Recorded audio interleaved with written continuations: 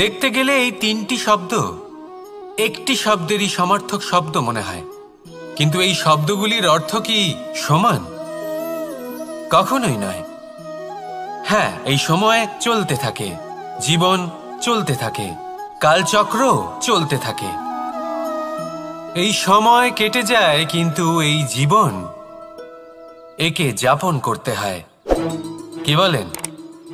এই জীবনে কিছু করুন বা কিছু না করুন, জীবন এমনি কেটে যাবে, আপনি জানতেও পারবেন না। কিন্তু সেটা আমাদের উদ্দেশ্য নয়, একে যাপন করতে হবে। এই জীবনে প্রেরণা পেতে শিখুন, প্রেরণা দিতে শিখুন, আহ্বান গ্রহণ করতে শিখুন, আহ্বান জানাতে শিখুন, মহান কাজ করতে শিখুন, ধন্যাত্মক বোধ জাগিয়ে তুলুন। জীবন অতিবাহিত করার অর্থ কি তা আপনি শিখে যাবেন। কারণ সময় কেটে যায়, সমস্ত যুগ কেটে যায়, কিন্তু জীবনের রীতি জীবন কাটিয়ে দেওয়া নয়, জীবন যাপন করা। এই জীবন সম্পূর্ণরূপে অনুভব করতে হবে, নতুন পথ বানাতে হবে।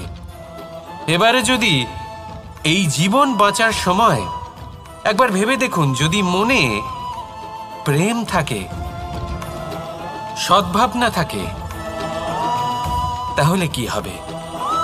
এই জীবনকে বাঁচার অনুভূতিটাই অন্যরকম হয়ে যাবে, একটা আনন্দময় অনুভূতি লাভ করবেন। তাহলে এটাই করুন আর আমার সাথে ভালোবেসে বলুন, রাধা রাধা।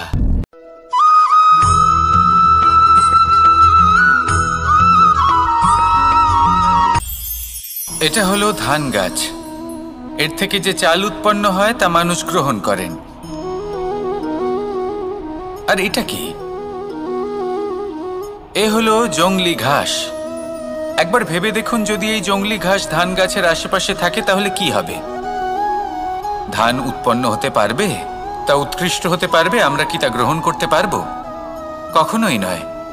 এই জংলি ঘাস ধানকে নষ্ট করে দেবে, কিন্তু নিজে জীবিত থাকবে। এটাই হলো আজকের শিক্ষা। এই সংসারে যদি আপনি নীতির পথে চলতে চান, উচিত কর্ম করতে চান, সংসারকে সেবা করতে চান, তাহলে জংলি ঘাসের মতো ব্যক্তিদের থেকে সবসময় দূরে থাকতে হবে। সেই ব্যক্তি যারা দুর্নীতি এবং মিথ্যা দ্বারা পরিপূর্ণ, যাদের ব্যবহার অশুভ, যাদের অনেক অশুভ গুণ রয়েছে, তারা সঠিক নয়। সেই সকল ব্যক্তি যাদের চরিত্র অত্যন্ত দুষ্ট হয়, তারা হয় শুভ চরিত্রের ব্যক্তিকে একদম নষ্ট করে দেয়, নয় নিজের মতো বানিয়ে তোলে। তাই যদি আপনি নীতির পথে চলতে চান, এই সংসারের জন্য শুভ কর্ম করতে চান, তাহলে সেই সঙ্গ লাভ করুন যে সঙ্গ জ্ঞানে পরিপূর্ণ, যাদের মধ্যে অনেক গুণ আছে, যাদের থেকে প্রতিদিন কিছু শিখতে পারবেন। এমন ব্যক্তির সাথে জীবন অতিবাহিত করুন, দুরাচারীদের থেকে দূরে থাকুন। তবেই এই মন প্রসন্ন হয়ে বলবে, রাধা রাধা।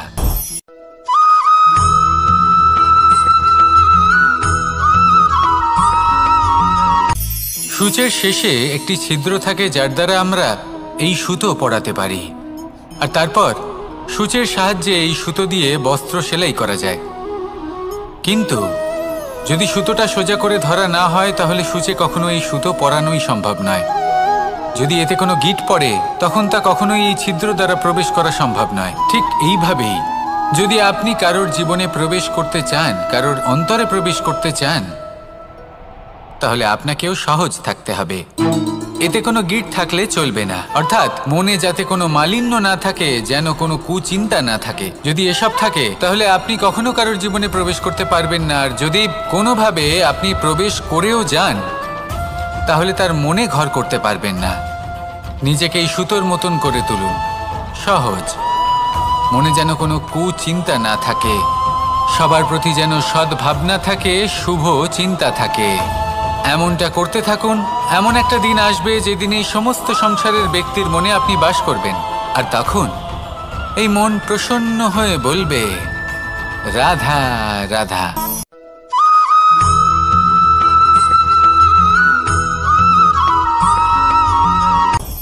আপনি কখনো পর্বতের শিখরে উঠেছেন? আপনি দেখতে পাবেন পর্বতের পদতলে প্রচুর সুন্দর ফুল রয়েছে, সবুজ বনানী রয়েছে। যত আপনি ওপরে উঠতে থাকবেন তত ফুল কমতে থাকবে, সবুজ বনানী কমতে থাকবে। আরও কিছুটা ওপরে উঠলে কাঁটা জাতীয় গাছ দেখতে পাবেন, শুকনো গাছ দেখতে পাবেন।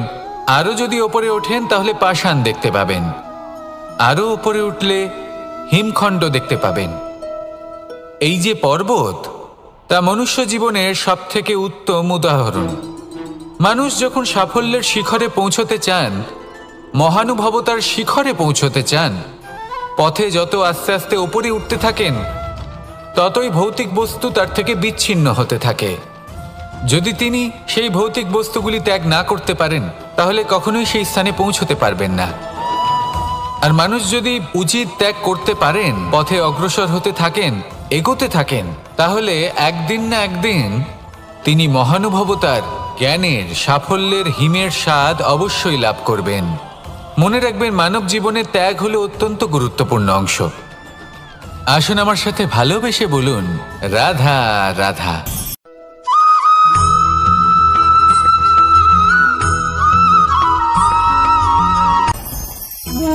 ভোজন।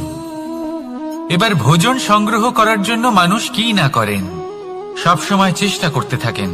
ফসল উৎপাদনের জন্য অনেক পরিশ্রম করতে থাকেন, কিন্তু অনেক সময় অনেক পরিশ্রম করার পরেও ফসল ভালো উৎপাদন হয় না। এর কারণ কি? কারণ হলো এটাই যে আপনি পরিশ্রম হয়তো অনেক করেছেন, কিন্তু আপনার নজর তো সেই বীজের দিকে ছিলই না যা আপনি রোপণ করেছেন।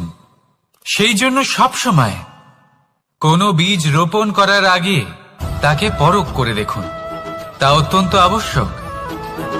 আর সেইভাবেই যখনই কোনো কর্মের প্রশ্ন আসে, তাহলে সেখানে শুধুমাত্র পরিশ্রম যথেষ্ট নয়। সেই কাজের প্রতি আপনার কর্তব্য কি, আপনার উদ্দেশ্য কি, সেটা জানা হলো অত্যন্ত গুরুত্বপূর্ণ। তাই কর্ম করুন, কিন্তু সেই কর্মের প্রতি আপনার যা উদ্দেশ্য তার মাহাত্ম্য বুঝতে চেষ্টা করুন। তাহলে আসুন আমার সাথে ভালোবেসে বলুন, রাধা রাধা।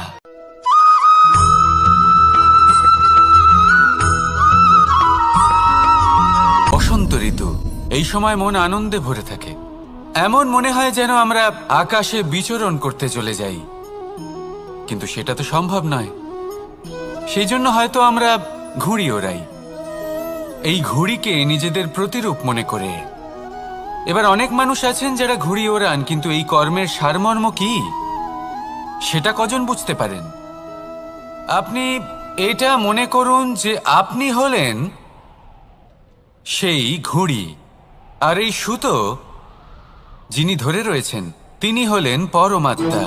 আর এই সুতো যেখান থেকে শুরু হয়, সেই লাটাই হলো আমাদের কর্মচক্র। এবার আপনি নিজেই অনুমান করুন যে এই উড়ান কার ওপর নির্ভরশীল, পরমাত্মার ওপর আর আপনার কর্মের ওপর। যদি পরমাত্মা আপনার হাত ধরে থাকেন, আপনার সাথে থাকেন, যদি আপনি শুভ কর্ম করতে থাকেন, আপনি এই আকাশে উড়তে থাকবেন। কিন্তু কোথাও কোথাও যদি পরমাত্মার সাথে এই বন্ধন ছিন্ন হয়, আপনার কর্মচক্র খারাপ হয়ে যায় বা থেমে যায়, তাহলে আপনার এই ঘুড়ি কেটে যাবে আর দূরে কোনো গাছের ডালে গিয়ে আটকে যাবে। তাই শুধুমাত্র ঘুড়ি ওড়াবেন না, তার থেকে শিখুন, পরমাত্মার সাহচর্যে থাকুন, সবসময় শুভ কর্ম করতে থাকুন আর সবসময় এই আকাশে উড়তে থাকুন। আসুন আর আমার সাথে ভালোবেসে বলুন, রাধা রাধা।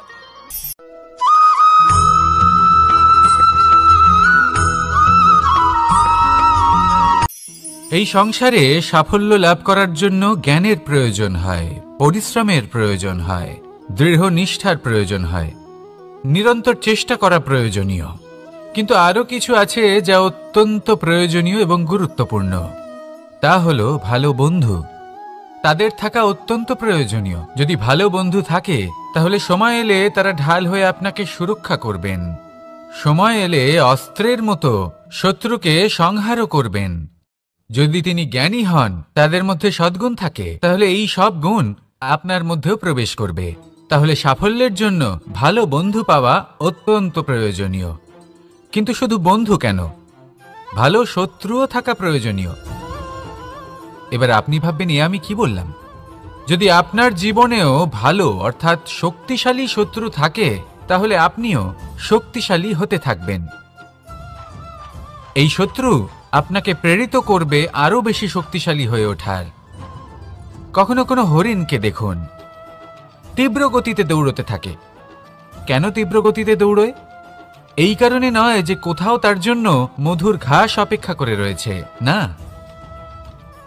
সে এই কারণে তীব্র গতিতে দৌড়য় কারণ সেটা না করলে তার পেছনে একটি সিংহ আছে যে ওকে নিজের ভোজন করে ফেলবে।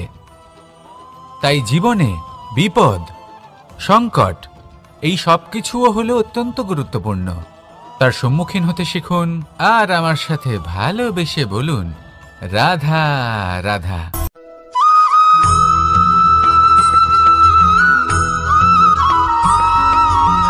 ভালো, শুধু ওনাদের কঠোর ব্যবহার দেখলে আমরা একটু ভয় পেয়ে যাই। এবার ওনাদের এই কঠোর ব্যবহার আমাদের ভালো না লাগলেও অত্যন্ত আবশ্যক, কারণ মাতার থেকে আমরা যে শক্তি লাভ করি তা যেন নিয়ন্ত্রণ হারিয়ে বিধ্বংসী না হয়ে ওঠে। আমরা যেন কোনো কুপথে না চলে যাই, আমরা কখনো যেন দোষ না করে ফেলি। শুধু সেই জন্য পিতা এবং গুরু একটু কঠোর হয়ে ওঠেন, এবং ওনাদের এই কঠোর আচরণ ভবিষ্যতে গিয়ে আমরা অবশ্যই বুঝতে পারি। জীবনে কিছু বছর আমরা এগিয়ে যাই আর তারপর আমরা বুঝতে পারি যে বাবা এবং গুরু আমাদের যথেষ্ট ভালোবাসতেন, কিন্তু ওনাদের ভালোবাসার বহিঃপ্রকাশ আলাদা। প্রয়োজনীয় হলো এটা দেখার, এটা বোঝার যে শুরু থেকে আমাদের প্রতি ওনাদের আচরণ কেমন ছিল। ওনাদের কঠোর হওয়ার পেছনে ওনাদের ভালোবাসাটা বোঝার চেষ্টা করুন, ওনাদের চিন্তাটা বোঝার চেষ্টা করুন, ওনাদের পথপ্রদর্শনের আড়ালে আপনার ভবিষ্যতের জন্য যে পরিকল্পনা ওনারা করেছেন সেটা বোঝার চেষ্টা করুন। তখন আপনারা বুঝতে পারবেন ওনাদের ভালোবাসাকে।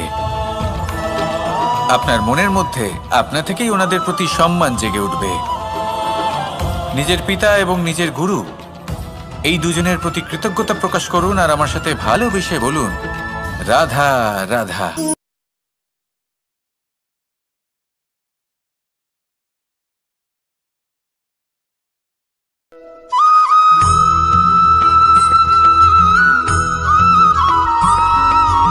কথায় আছে, প্রত্যেক পুত্র তার পিতার প্রতিচ্ছবি হয়, আর সমস্ত প্রতিচ্ছবি চায় যেন সে তার অস্তিত্ব প্রাপ্ত করতে পারে।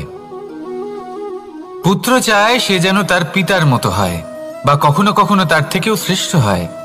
সেটা কোনো অনুচিত ব্যাপার নয়। অনুচিত তখন হয় যখন পুত্র নিজের পিতার মতো হবার স্বপ্ন পূরণ করতে গিয়ে বা তার থেকেও শ্রেষ্ঠ হওয়ার স্বপ্ন পূরণে অনুচিত পথের আশ্রয় নেয়। কারণ তারপরে সে তার পিতার গুণগুলি আত্মসাৎ করতে চায় না। সে শুধুই এটা চায় যে সংসারের চোখে যেন আমি শ্রেষ্ঠ প্রমাণিত হই। এটা অনুচিত। সংসারে এমন অনেক মানুষ আছেন যারা এই কারণে শ্রেষ্ঠ হবার চেষ্টা করেন যাতে তার পরিবারের তার পিতার সম্মান বৃদ্ধি পায়। এমনও মানুষ থাকেন, আর এটাই হলো পার্থক্য উদ্দেশ্যের। মনে রাখবেন, যদি আপনার উদ্দেশ্য শুভ হয় তাহলে পথও শুভ হবে, যদি আপনার উদ্দেশ্য অশুভ হয় তাহলে পথও অশুভ হবে। তাহলে নিজের পিতার মতো হবার চেষ্টা অবশ্যই করুন, তার থেকেও শ্রেষ্ঠ হওয়ার চেষ্টা অবশ্যই করুন, কিন্তু মনে রাখবেন আপনার সংকল্প আর আপনার উদ্দেশ্য এই দুই শুভ হওয়া উচিত। তাহলে আসুন আর আমার সাথে ভালোবেসে বলুন, রাধা রাধা।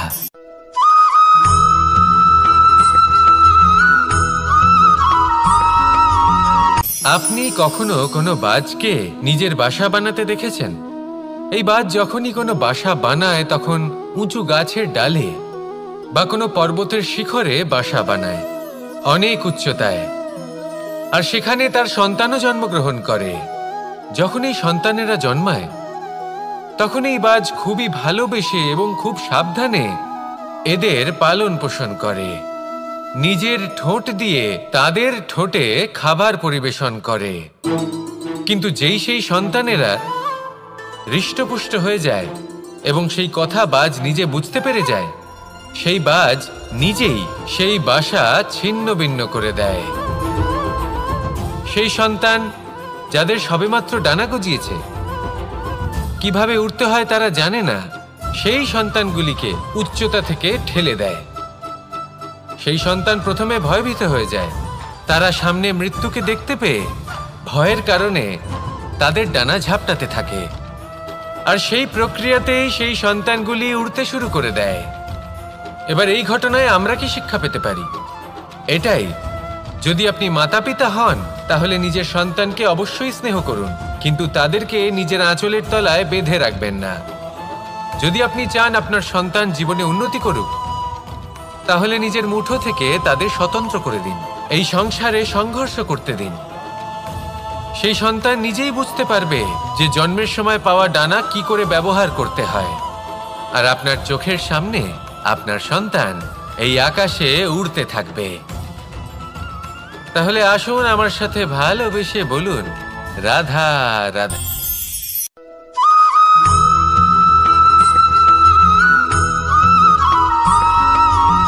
এই সংসারে সব থেকে বড় ব্যক্তি কে? আপনি বলবেন, এই কেমন ধরনের প্রশ্ন? কিন্তু এটা হলো সব থেকে উচিত প্রশ্ন। কেউ এর উত্তর দেবে যে সেই মহাপ্রতাপী রাজা, তিনি হলেন সব থেকে বড় ব্যক্তি, সেই বড় রাজনীতিবিদ, তিনিই সব থেকে বড় ব্যক্তি। আমি আপনাকে জানাই যে সংসারের সব থেকে বড় ব্যক্তি হলেন তিনি, যার সাথে দেখা করলে আপনি নিজেকে ছোট মনে করবেন না। কোনো ব্যক্তি যিনি সব থেকে বেশি শক্তিশালী, আপনি যদি তার সামনে যান তাহলে উনি আপনার অন্তরের শক্তিকে বাইরে বের করে আনবে, আপনার অন্তরে লুকিয়ে থাকা শক্তিকে জাগ্রত করতে প্রেরণা প্রদান করবে। তিনি হলেন বড় ব্যক্তি, তিনি হলেন মহান ব্যক্তি। তিনি নন যিনি নিজের বল এবং ঐশ্বর্য দ্বারা আপনাকে তার সামনে ছোট প্রমাণ করবেন। এবং সেই জন্য মহাদেব আমার আরাধ্য হলেন আমার খুব প্রিয়। কারণ রাজা হোক বা ফকির, কেউ যদি ওনার সামনে যান তাহলে সে নিজেকে ছোট মনে করেন না। আপনিও যদি জীবনে অনেক বড় হতে চান তাহলে কাউকে কখনো নিজেকে ছোট মনে করতে দেবেন না। তার অন্তরে বড় হয়ে ওঠার প্রেরণা প্রদান করুন। আসুন আমার সাথে ভালোবেসে বলুন, রাধা রাধা।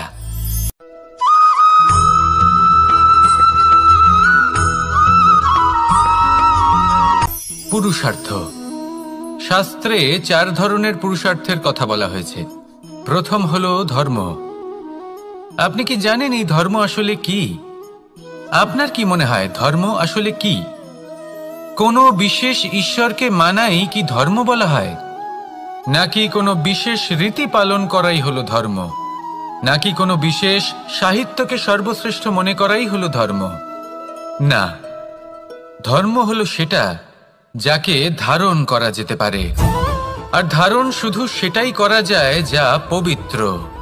পবিত্র শুধু তাকেই বলা হয় যা নিঃস্বার্থ, যার মধ্যে শাসন করার কোনো ইচ্ছে নেই, যা সরলভাবেই প্রবাহমান, জল এবং বায়ুর মতো। যখন কোনো ব্যক্তি ধর্মকে ধারণ করেন এবং সেই ধর্ম সেই ব্যক্তিকে রক্ষা করে, তখন তাকে ধর্ম বলা হয়।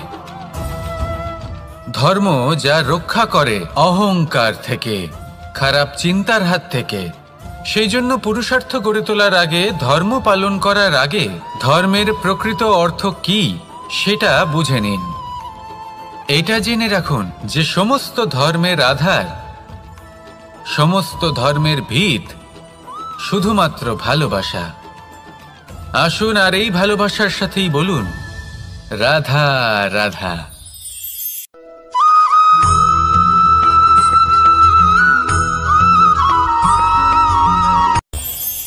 এই সংসারে আমরা প্রকাশ কোথা থেকে পাই?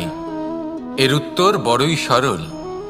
ভোরে যখন সূর্যোদয় হয় তখন প্রকাশের কিরণ আমাদের ঘরে এসে পৌঁছয়। এইভাবেই আমরা প্রকাশ লাভ করি। এবার এই প্রকাশের আলোতেই আমরা সারাদিনের কাজ সম্পন্ন করি। সন্ধে হয়ে যায়, সূর্যাস্তও হয়ে যায়।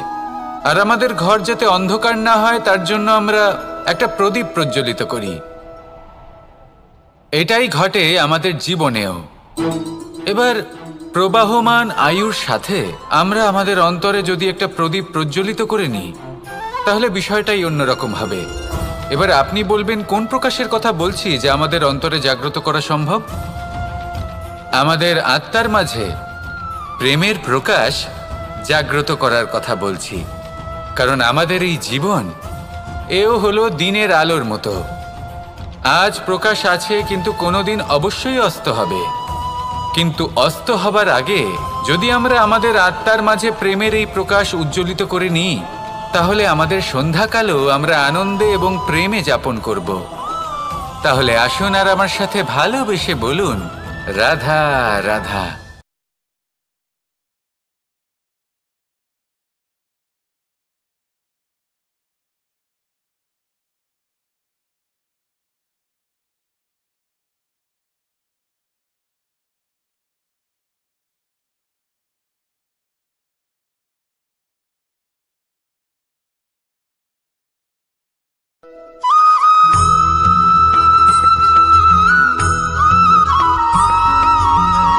সংসারে আমাদের জীবনে যখন কোনো সুখ বা দুঃখ আসে, তার জন্য আমরা কাউকে না কাউকে অবশ্যই দায়ী করে থাকি, তাই না? এই ব্যক্তি আমাদের সাথে এরকম কাজ করেছেন, তাই আমার সাথে এমন হলো। ওই ব্যক্তি যদি এমনটা না করতেন, তাহলে আজ আমি ওই স্থানে পৌঁছতে পারতাম। সবই আপনার দৃষ্টিভঙ্গির ওপর নির্ভরশীল। আর যদি আপনার দৃষ্টিভঙ্গি এমন হয়, তাহলে তা অনুচিত। সত্যি কথা বলতে এই সংসারে ভিন্ন ভিন্ন ধরনের মানুষ আছে। এটা আপনার উপর নির্ভর করছে কিভাবে তাদের স্বাগত জানাবেন। একবার ভাবুন, আমি আমার দুটো হাত সামনে নিয়ে এলাম, দুটো মুঠো খুলে দিলাম। দুই প্রকারের মানুষ আসবেন, কিছু না কিছু দিয়ে যাবেন। এই মুঠো যদি আমি বন্ধ করে দিই, তাহলে না কেউ আমাকে কিছু দিতে পারবে, না আমার কিছু যাবে আসবে। নিশ্চয়ই বুঝতে পারছেন এই দুই ধরনের ব্যক্তি কারা এবং তারা কি দিয়ে যান। আমি যদি নিজের মুঠো খুলে দিই, তাহলে কিছু ভালো মানুষ আসবেন, আমাকে আনন্দ, সন্তুষ্টি, জ্ঞান প্রদান করে যাবেন, ভালো অভিজ্ঞতা দিয়ে যাবেন। কোনো খারাপ ব্যক্তি যদি আসেন, তাহলে তিনিও খারাপ অভিজ্ঞতা দেবেন, যার থেকে আমি শিক্ষা লাভ করব। এই সব কিছু আমি লাভ করতে পারি। মুঠো যদি বন্ধ করে রাখি, তাহলে আমি কিছুই পাবো না। দেখুন, এই সংসারে প্রত্যেকের জীবনে এইরকম।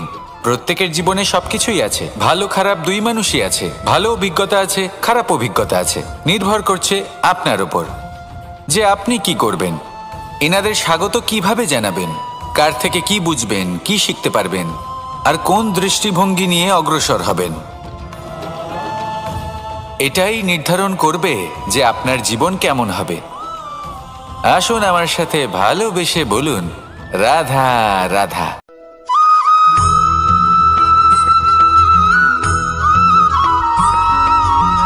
ভালো, শুধু ওনাদের কঠোর ব্যবহার দেখলে আমরা একটু ভয় পেয়ে যাই। এবার ওনাদের এই কঠোর ব্যবহার আমাদের ভালো না লাগলেও অত্যন্ত আবশ্যক। কারণ মাতার থেকে আমরা যে শক্তি লাভ করি, তা যেন নিয়ন্ত্রণ হারিয়ে বিধ্বংসী না হয়ে ওঠে। আমরা যেন কোনো কুপথে না চলে যাই। আমরা কখনো যেন দোষ না করে ফেলি। শুধু সেই জন্য পিতা এবং গুরু একটু কঠোর হয়ে ওঠেন, এবং ওনাদের এই কঠোর আচরণ ভবিষ্যতে গিয়ে আমরা অবশ্যই বুঝতে পারি। জীবনে কিছু বছর আমরা এগিয়ে যাই, আর তারপর আমরা বুঝতে পারি যে বাবা এবং গুরু আমাদের যথেষ্ট ভালোবাসতেন, কিন্তু ওনাদের ভালোবাসার বহিঃপ্রকাশ আলাদা। প্রয়োজনীয় হলো এটা দেখার, এটা বোঝার যে শুরু থেকে আমাদের প্রতি ওনাদের আচরণ কেমন ছিল। ওনাদের কঠোর হওয়ার পেছনে ওনাদের ভালোবাসাটা বোঝার চেষ্টা করুন, ওনাদের চিন্তাটা বোঝার চেষ্টা করুন, ওনাদের পথপ্রদর্শনের আড়ালে আপনার ভবিষ্যতের জন্য যে পরিকল্পনা ওনারা করেছেন সেটা বোঝার চেষ্টা করুন। তখন আপনারা বুঝতে পারবেন ওনাদের ভালোবাসাকে। আপনার মনের মধ্যে আপনা থেকেই ওনাদের প্রতি সম্মান জেগে উঠবে। নিজের পিতা এবং নিজের গুরু, এই দুজনের প্রতি কৃতজ্ঞতা প্রকাশ করুন আর আমার সাথে ভালোবেসে বলুন, রাধা রাধা।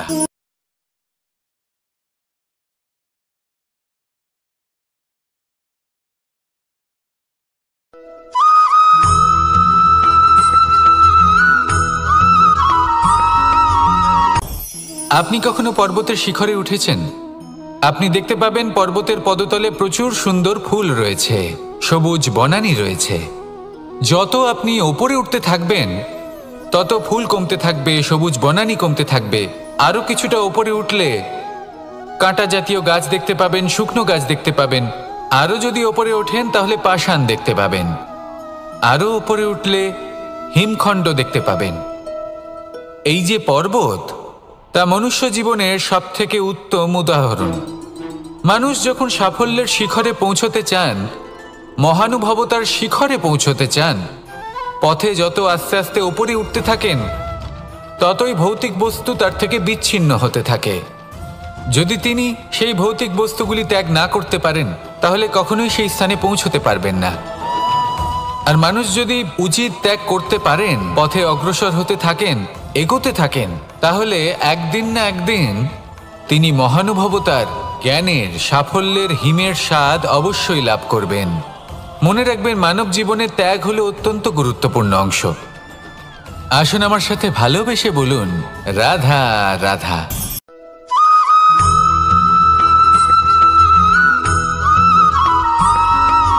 মানুষের একটি সমস্যা আছে যে মানুষ সাফল্যকে মাপতে থাকেন, লক্ষ্যপ্রাপ্তিকে মাপতে থাকেন এবং তার তুলনা করতে থাকেন যে ও এত কিছু পেল আর আমি পেলাম না, ওর কাছে এত কিছু আছে কিন্তু আমার কাছে নেই। এই তুলনা করার জন্য ওনারা দুঃখী হয়ে পড়েন, নিরাশ হয়ে পড়েন। তাই আমি একটা প্রশ্ন করছি যে এটা কি উচিত? এই সংসারে আপনি কি নিয়ে তুলনা করবেন, যেখানে সূর্যদেব, চন্দ্রমা দুজনেই আছেন, দুজনেই হলেন বিশেষ, দুজনেই নিজ নিজ সময়ে উদিত হন। এদের মধ্যে একজন না থাকলে তাহলে আমাদের জীবন কঠিন হয়ে পড়বে।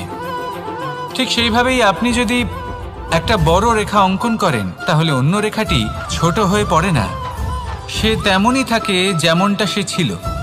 আপনার অস্তিত্ব কখনো ছোট বা বড় হতে পারে না। শুধু তুলনা করার জন্য আপনার এটা মনে হতে পারে।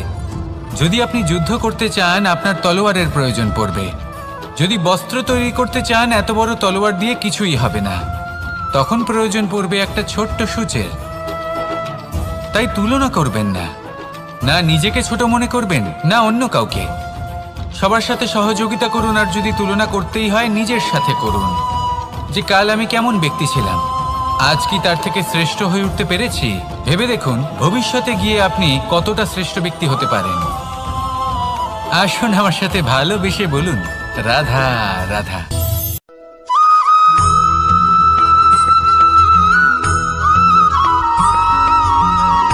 জীবন কিসের উপর নির্ভরশীল?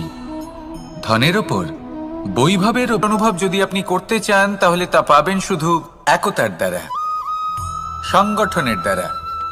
যদি আপনাকে উদাহরণ দিই, নিজের এই হাতটাকে দেখুন, 5টা আঙুল রয়েছে। কোনো একটা বস্তুকে নিজের একটা আঙুল দ্বারা তুলে ধরার চেষ্টা করে দেখুন, বড়ই কষ্ট হবে। তখন আপনি বুঝতে পারবেন যখন এই 5টি আঙুল একত্রিত হয় তখন কোনো কাজ কতটা সহজ হতে পারে। এটাই হলো শক্তি, একতার। সব থেকে ভালো উদাহরণ যদি আপনাকে দিই তাহলে বাঁশি। এই বাঁশি থেকে অত্যন্ত মধুর সুর নির্গত হয় যা সবার মন প্রসন্ন করে দেয়। এই কথা সত্যি, কিন্তু এই বাঁশি আমি একটা বা দুটো আঙুল দিয়ে বাজাতে পারবো না। আমাকে প্রত্যেকটা আঙুল ব্যবহার করতেই হবে, তবেই এর থেকে মধুর সুর নির্গত হবে যা সকলকে প্রসন্ন করবে, ঠিক কিনা? ঠিক এইভাবেই যদি আপনি চান যে আপনার জীবনরূপী বাঁশি থেকেও মধুর সুর নির্গত হোক বা সবার মনকে প্রসন্ন করে তুলুক, তাহলে আপনাকেও জীবনে একতা নিয়ে আসতেই হবে। আপনি একাও কর্ম করতে পারেন, পথ চলতেও পারেন, সামনেও এগোতে পারেন, সাফল্যও লাভ করতে পারেন। কিন্তু যখন সকলে একসাথে এগোবেন, সেই পথে চলবেন, সেই কর্মই করবেন, তখন লক্ষ্যে অবশ্যই পৌঁছবেন, সাফল্য অবশ্যই লাভ করবেন। কিন্তু সেই সাফল্য এবং তার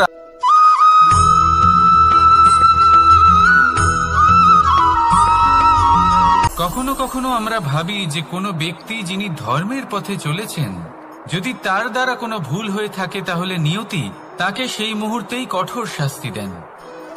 কিন্তু সেই সব মানুষ যারা সংসারের সবথেকে বড় অধর্মী, বহু নিকৃষ্ট মানের কাজ করেন, তাদের নিয়তি অনেক সুযোগ দেন। তাদের নিয়তি এরকম কঠোর প্রহার করেন না। এই ভাবনা কখনো না কখনো মনে আসেই। ভেবে দেখুন কেন? আসলে জীবনকে বেশিরভাগ মানুষ একভাবেই দেখে থাকেন, বিভিন্ন স্তরে একে দেখা উচিত। এবার আপনি বলুন, এই সংসারে কোনো অধর্মী কখনো প্রেরণার উৎস হতে পারেন? কখনোই নয়।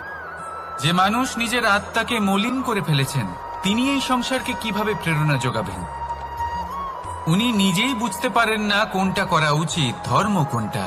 তাই নিয়তি তাকে একটা সুযোগ দেন, এটা বোঝার সুযোগ দেন যে কোনটা উচিত, কোনটা ধর্ম। সুযোগ দেন নিজের বিবেক জাগিয়ে তোলার, তাকে সুযোগ দেন নিজের অন্তরাত্মার ডাক শোনার। যখন তাতেও কাজ হয় না, তখন নিয়তির কাছে একটাই পথ বাকি থাকে, আর তা হল মহাবিনাশ। মহাবিনাশ হয়তো দেরিতেই আসতে পারে, কিন্তু তা অবশ্যই আসবে। আর যখন মহাবিনাশ আসে, তখন মহাবিনাশের যন্ত্রণা সমগ্র মানব জীবনের যন্ত্রণার থেকে অনেক বেশি হয়। এই কথাটা সবসময় মনে রাখবেন। আর অন্যদিকে যে মানুষ ধর্মের পথে চলছেন, তার দ্বারা যদি কোনো ভুল হয়ে থাকে, তখন নিয়তি তার পরীক্ষা নেন। কিছুক্ষণের জন্য মানুষের মনে হতে পারে নিয়তি তাকে কঠোর শাস্তি দিয়েছেন।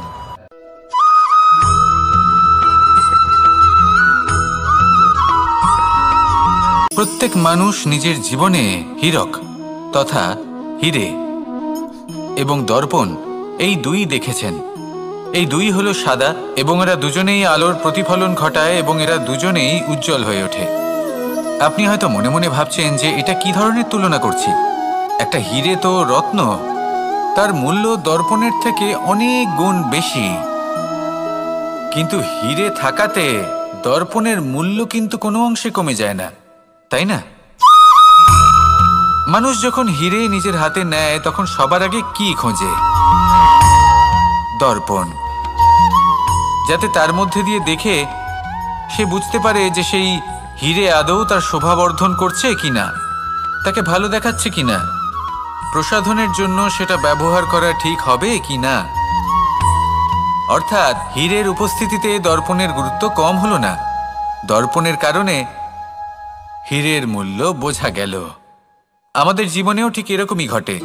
আপনারা যদি সংসারে নিজের আশেপাশে দেখেন, এমন অনেক মানুষ দেখতে পাবেন যারা নিজেদের ক্ষেত্রে মহান স্থানে পৌঁছেছেন, নিপুণ এবং শ্রেষ্ঠ হয়েছেন। আর তাদের মধ্যে আপনার নিজের মনে হয় যেন আপনি হলেন দর্পণ। নিজেকে ছোট মনে করবেন না। আপনার মূল্য কম হচ্ছে না, আপনার নিজস্ব মূল্য আছে। আর যদি আপনার অস্তিত্ব না থাকে, তাহলে ওনাদের অস্তিত্বের মূল্য সংসার বুঝতেই পারবে না। জীবনে সবসময় চেষ্টা করবেন যাতে আপনি আরো বেশি শ্রেষ্ঠ হয়ে উঠতে পারেন। আপনি নিজে যে স্থানে আছেন সেটাকে ছোট মনে করবেন না, তারও নিজস্ব একটা মূল্য আছে। যদি আপনি হিরে হয়ে থাকেন, তাহলে অহংকার করবেন না। যদি আপনি দর্পণ হয়ে থাকেন, তাহলে নিজেকে ছোট মনে করবেন না।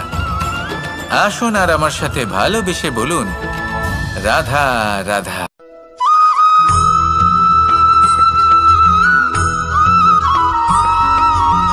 পঞ্চতত্ত্বের মধ্যে দ্বিতীয় তত্ত্ব হল ধরণী, ভূমি, যাকে আমরা ধরণী মাতা বলি।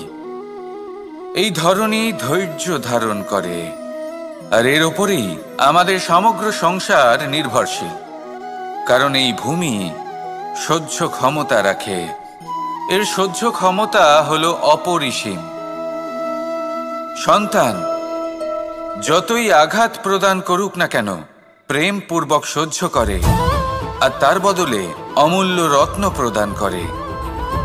সন্তান যদি হাল চালায়, তাহলে তার বদলে তাকে অন্ন প্রদান করে।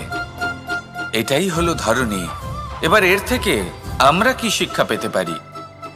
এটাই যে কারোর জন্য কিছু করা বা কাউকে কিছু দেওয়া মনে কোনো কামনা ছাড়াই। আর এই কথাটা বুঝে যান, যদি কারোর জন্য কামনা না রেখে বা কোনো পাওয়ার আশা না রেখে কারোর জন্য কিছু করেন বা কারোকে কিছু দেন, যদি এটা আপনি শিখতে পারেন, তবে আপনি ভালোবাসতে শিখে গেছেন।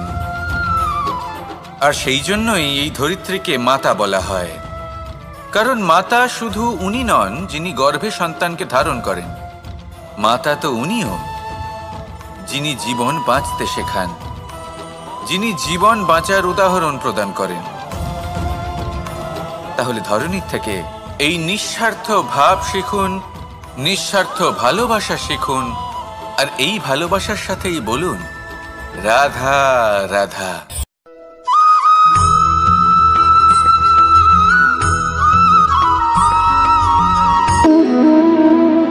সম্পর্ক হলো আমাদের জীবনের একটি আধার। কিছু সম্পর্ক এমন যে আমরা জন্মসূত্রে লাভ করি, যেমন পরিবার, মা বাবা। কিছু সম্পর্ক আছে যে আমরা জীবনে অর্জন করে থাকি, তা সে প্রেমের হোক, স্নেহের হোক বা বন্ধুত্বের। এই সকল সম্পর্ক লাভ করার বা গড়ে তোলার 5টি ধাপ রয়েছে। প্রথম ধাপ, কোনো ব্যক্তির সাথে আলাপ হওয়া, তার সাথে কথা বলা বা তাকে দেখা। দ্বিতীয় ধাপ, সে ব্যক্তিকে আমাদের ভালো লাগা। তৃতীয় ধাপ, আমাদের এটা চাইতে শুরু করা যে জীবনে এই ব্যক্তি যেন আমাদের বন্ধু হন, আমাদের জীবনে থাকেন, বা আমাদের কাউকে ভালোবেসে ফেলা আর এটা আমাদের ভাবা বা চাওয়া যে সেই ব্যক্তি যেন আজীবন আমার সাথে থাকেন, আমার জীবনে আমার সাথী হয়ে। চতুর্থ ধাপ, লাভ করা। এবার এই ধাপটি অনেক মানুষের পক্ষেই খুবই সরল হয়, বড়ই সরলভাবে নিজেদের সঙ্গীকে লাভ করে থাকেন। কিছু মানুষের জন্য এই ধাপ অত্যন্ত কঠিন হয়ে থাকে। অনেক প্রতিকূল পরিস্থিতির উপর জয়লাভ করে তারা সঙ্গীকে লাভ করেন, কিন্তু লাভ অবশ্যই করেন। এরপরে আসে পঞ্চম, অন্তিম এবং সব থেকে গুরুত্বপূর্ণ ধাপ। সেটা হলো সেই সম্পর্ক পালন করা। এটা হলো এমন এক বিষয় যা প্রত্যেক মানুষের শেখা উচিত। যদি ব্যক্তি নিজের জীবনে সম্পর্ক রক্ষা করতে শিখে যান, তবে প্রত্যেক সম্পর্ক তার জীবনকে স্বর্গ করে তুলবে। আসুন আর আমার সাথে ভালোবেসে বলুন রাধা রাধা।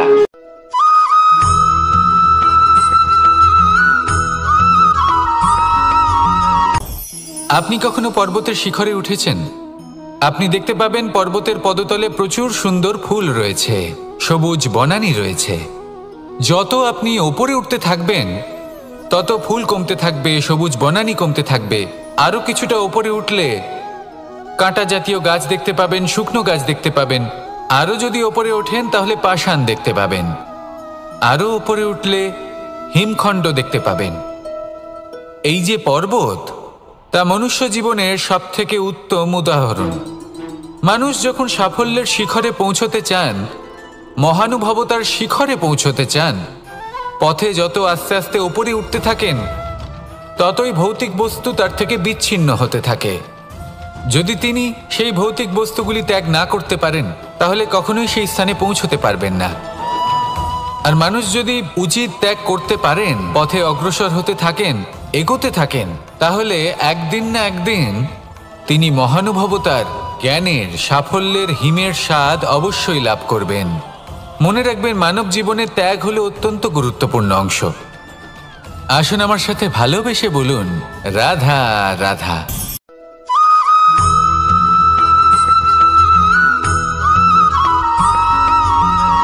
মানুষের মানসিকতা এমন হয় যে সে যতটা করে আশা করে যে তার থেকে অনেক বেশি তার বদলে সে পাবে। দেখুন, সবকিছুই আপনার ভাবনা চিন্তার উপর নির্ভর করছে। আপনি যদি ফলের বিষয়ে ভেবে কর্ম করতে থাকেন, তাহলে সেটা অনুচিত। জীবনের আসল আনন্দ হলো নিজের কর্ম করতে থাকা, ফলের চিন্তা করা উচিত নয়। যদি আপনি এরকম ভাবেন যে আমি এতটা করছি, আমার এতটা পাওয়া উচিত, সেই ভাবনা অনুচিত। যদি আপনি সেবার মানসিকতা নিয়ে কর্ম করতে থাকেন, কর্মচক্রে প্রবাহিত হন, যদি আপনি এমন ভাবনা রাখেন যে আমি এতটা পাচ্ছি, তাই এর থেকে অনেক বেশি আমি কর্ম করব, তাহলে নিশ্চিতরূপে আপনি যতটা করছেন তার থেকে অনেক বেশি আপনি পাবেন। আপনার আশার থেকে অনেক বেশি আপনি পাবেন। শুধু জীবনে অনেক বেশি কাজ করতে থাকুন, ফলের চিন্তা করবেন না। আর মনে রাখবেন, এই ভাবনাই সব থেকে বড় বীজ। কর্মের উপর বিশ্বাস রাখুন। জীবনে যা যা আপনি চান সবই সুখময় হবে। আসুন আর আমার সাথে ভালোবেসে বলুন, রাধা রাধা।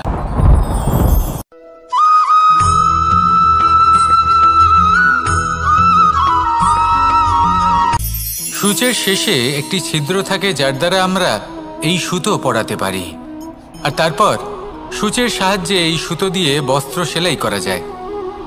কিন্তু যদি সুতোটা সোজা করে ধরা না হয়, তাহলে সূচে কখনো এই সুতো পরানোই সম্ভব নয়। যদি এতে কোনো গিঁট পড়ে, তখন তা কখনোই এই ছিদ্র দ্বারা প্রবেশ করা সম্ভব নয়। ঠিক এইভাবেই যদি আপনি কারোর জীবনে প্রবেশ করতে চান, কারোর অন্তরে প্রবেশ করতে চান, তাহলে আপনাকেও সহজ থাকতে হবে। এতে কোনো গিঁট থাকলে চলবে না, অর্থাৎ মনে যাতে কোনো মালিন্য না থাকে, যেন কোনো কুচিন্তা না থাকে। যদি এসব থাকে, তাহলে আপনি কখনো কারোর জীবনে প্রবেশ করতে পারবেন না। আর যদি কোনোভাবে আপনি প্রবেশ করেও যান, তাহলে তার মনে ঘর করতে পারবেন না। নিজেকে এই সুতোর মতন করে তুলুন, সহজ। মনে যেন কোনো কুচিন্তা না থাকে, সবার প্রতি যেন সদ্ভাবনা থাকে, শুভ চিন্তা থাকে। এমনটা করতে থাকুন। এমন একটা দিন আসবে যেদিন এই সমস্ত সংসারের ব্যক্তির মনে আপনি বাস করবেন। আর তখন এই মন প্রসন্ন হয়ে বলবে, রাধা রাধা।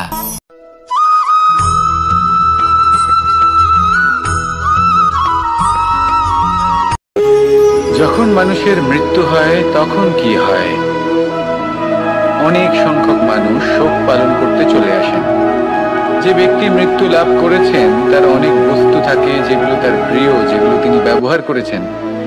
তার শয্যা, তার বস্ত্র, তার আভূষণ, সবকিছু তার থেকে বিচ্ছিন্ন করা হয় এবং খালি হাতে তাকে শ্মশানের উদ্দেশ্যে রওনা করা হয়।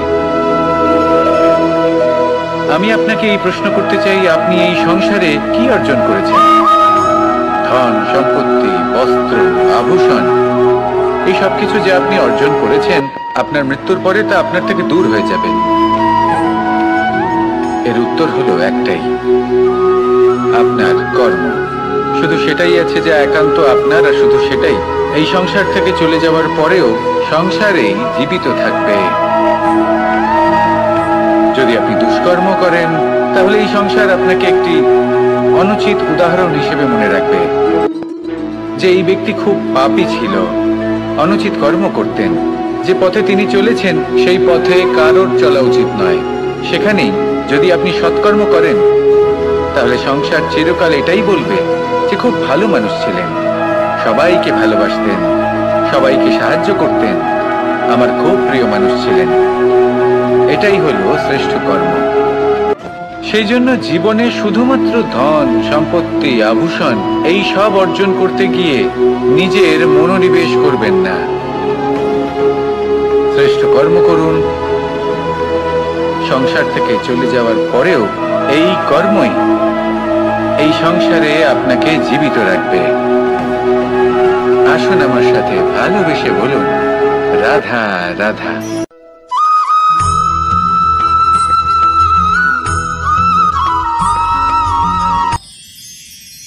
মানুষ তার জীবনে দুই ধরনের পরিস্থিতিকে খুব ভয় পায়। এক, কোনো কারণবশত কারোর সামনে নত হওয়া। দুই, কোনো কারণে নিজের চরিত্র থেকে, নিজের মূল্যবোধ থেকে বিচ্যুত হওয়া। এবার কেন হয় এরকম যে কথায় কথায় কারোর সামনে নত হতে হয়? কেন বারংবার নিজের চরিত্র থেকে চ্যুত হতে হয়? এরকম কেন হয়? এটা তখনই হয় যখন আমাদের শিক্ষা এবং মূল্যবোধের অভাব থাকে। যদি মানুষের মধ্যে প্রকৃত শিক্ষা থাকে, তাহলে এই সংসারে কোনো সময় এবং কারোর সামনেই নত হওয়ার কোনো প্রয়োজন নেই। যদি মানুষের মধ্যে মূল্যবোধ থাকে, তাহলে তাকে নিজের মূল্যবোধ বা চরিত্র থেকে বিচ্যুত হতে হয় না, তা সে যাই হয়ে যাক না কেন। কোনো বালককে যদি জন্ম থেকেই সুশিক্ষার অধিকারী করা হয়, শিক্ষিত করা হয়, মূল্যবোধের অধিকারী করা হয়, তবে সে এই সংসারে এমন কর্ম করবে যাতে সে নিজেকে, নিজের পরিবারকে, সমগ্র সমাজকে গর্বিত করতে পারে। শিক্ষা লাভ করুন, মূল্যবোধ লাভ করুন এবং আমার সাথে ভালোবেসে বলুন, রাধা রাধা।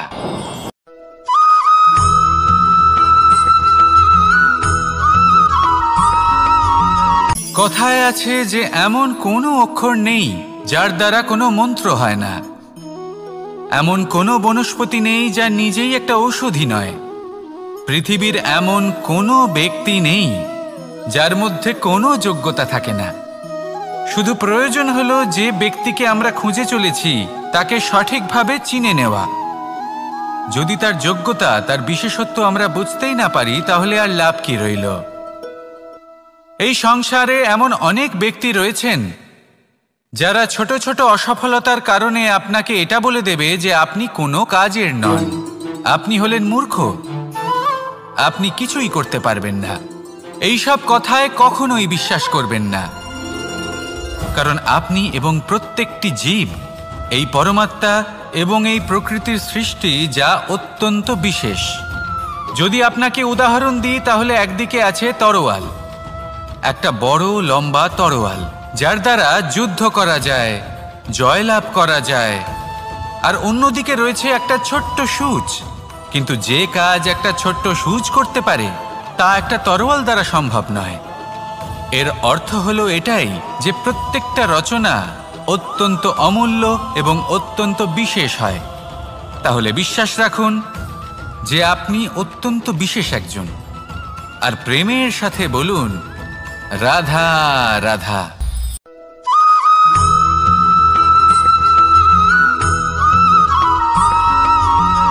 এই সংসারে কোনো বস্তু হোক বা ব্যক্তি হোক, তার একার গুরুত্ব কিন্তু খুব বেশি নয়। একটা উদাহরণ হিসেবে বৃষ্টির ফোঁটাকে ভেবে দেখুন।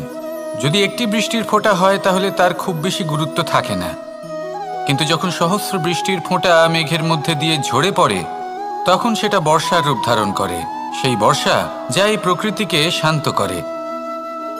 সেইভাবেই পাথরের ছোট টুকরো, তার খুব বেশি গুরুত্ব থাকে না, কিন্তু যখন অসংখ্য পাথরের টুকরো একত্রিত হয় তখন তা পর্বতের আকার ধারণ করে। সেইভাবেই কিছু মানুষ যখন একত্রিত হন তখন তৈরি হয় পরিবার, কিছু পরিবার যখন একত্রিত হয় তখন তৈরি হয় সমাজ, যখন অনেক সংখ্যক সমাজ একত্রিত হয় তখন তৈরি হয় রাজ্য। এবার এই রাজ্যের সবথেকে গুরুত্বপূর্ণ ব্যক্তি হতে পারেন রাজা, কিন্তু তাও সেই রাজা একা কিছু করতে পারেন না। যুদ্ধ লড়ার সময় তারও নিজের সৈন্যদলকে প্রয়োজন পড়ে। কিন্তু এই সংসারে এমন একজন ব্যক্তি আছেন যিনি একাই সব কাজ করতে থাকেন, এবং সেই ব্যক্তি হলেন মা। আমাদের জীবনে একজন পিতার ভূমিকা কিন্তু নিঃসন্দেহে অমূল্য, কিন্তু আমাদের সকলের জীবনে যে ভূমিকা একজন মায়ের তা অন্য কারোর থাকে না। একজন মা একাই সন্তানকে বড় করতে পারেন, সংস্কারী করে তুলতে পারেন, তার জন্য পরিশ্রম করেন। আর এত কিছু কাজ করার পরেও তার কাজের জন্য তিনি প্রশংসা অবশ্য পান না। উল্টে যদি সেই সন্তান অনুচিত পথে চালিত হয়, অনুচিত কর্ম করে, তখন সেই মাকেই অপবাদের পাত্র হয়ে উঠতে হয়। আমাদের জীবনে মায়ের যোগদান কতটা সেটা বুঝুন। আপনাকে বড় করে তোলার জন্য উনি কতটা পরিশ্রম করেছেন সেটা বুঝুন। আজ থেকে, এখন থেকে, এই মুহূর্ত থেকে মাকে সম্মান করতে শিখুন। যখন সময় পাবেন, যখন সুযোগ হবে, তখন তার প্রশংসা করুন, ওনারও ভালো লাগবে। আর মায়ের এই মমতার জন্য, তার এই ভূমিকার জন্য আসুন সবাই মিলে আমরা তাকে প্রণাম করি, আর সকলে মিলে ভালোবেসে বলি রাধা রাধা।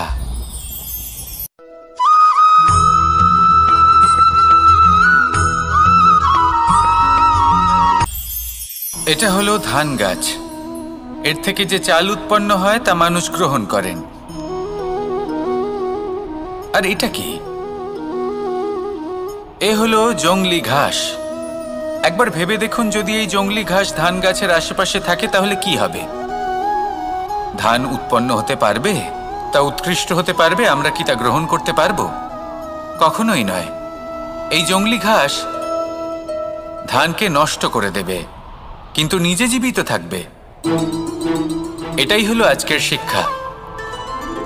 এই সংসারে যদি আপনি নীতির পথে চলতে চান, উচিত কর্ম করতে চান, সংসারকে সেবা করতে চান, তাহলে জংলি ঘাসের মতো ব্যক্তিদের থেকে সবসময় দূরে থাকতে হবে।